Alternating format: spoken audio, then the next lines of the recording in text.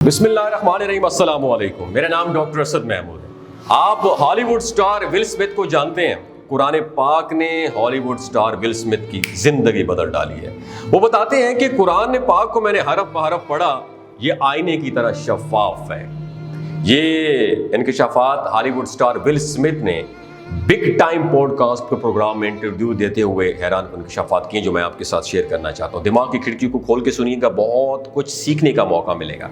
जी हाँ नाजरीन, इस बात में कोई शक नहीं है कि कुरान पाक के मुताले ने कई जिंदगियां बदली हैं। यहाँ पर भारतीय बिजनेसमैन PNC मैनन का जिक्र करते हुए, जिनकी जिंदगी कुरान पाक की एक आयत ने बदली थी।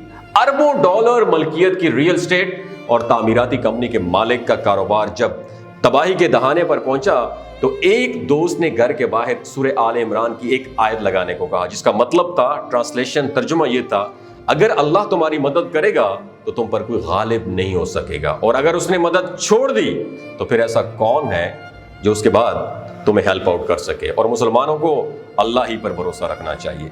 भारतीय बिजनेसमैन को आयत घर के बाहर लगाने का हैरत अंगेज रिजल्ट मिला, और देखते ही देखते तमाम मसाइल भी हल हो गए, जिसके बाद उन्होंने इस आयत को मुस्तकिल तौर पर अपने दफ्तर में लगा दिया।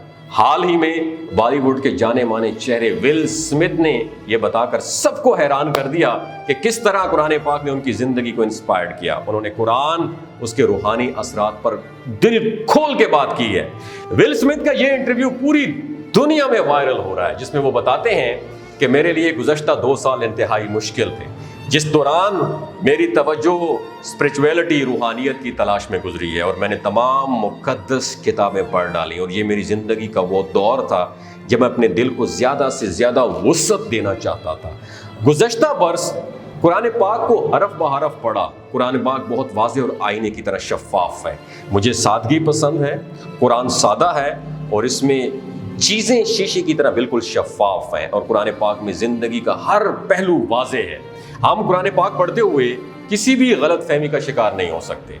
विल स्मिथ से जब पूछा गया कि आपने कुरान पाक को पढ़ने के बाद क्या दरियाफ्त किया, तो हॉलीवुड स्टार ने बताया कि मैंने कुरान में हजरत मूसा अलैहिस्सलाम और उनके तजुर्बात को पढ़ा।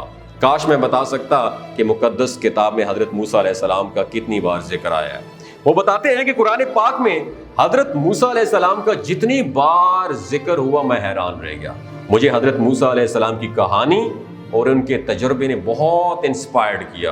कुरान के अलावा वो कहते हैं यहूदियत और ईसाईयत की मुकद्दस किताबें भी मैंने पढ़ी। मैं हैरान रह गया कि किस तरह 3 मुकद्दस किताबें, कुरान, तौरात और बाइबल, एक दूसरे साथ इंटरकनेक्टेड हैं, जुड़ी हुई हैं। तौरात से बाइबल और फिर कुरान में हैरान था कि ये तीनों एक ही तरह की कहानी है, इनके दरमियान ताल्लुक नहीं टूटता है। विल स्मिथ कहते हैं कि हजरत इब्राहीम अलैहिस्सलाम को अंबिया के वालिद और उनकी नस्ल से हजरत इस्माईल अलैहिस्सलाम और हजरत इसहाक अलैहिस्सलाम आए, और उस सिलसिला नबूवत की पूरी तस्वीर को समझना बेहद खूबसूरत था। विल स्मिथ ने कहा कि कुरान पाक के मुताले के दौरान बहुत कुछ सीखा, बहुत सारी गलत फहमियाँ, मिसकंसेप्शन दूर हो गई।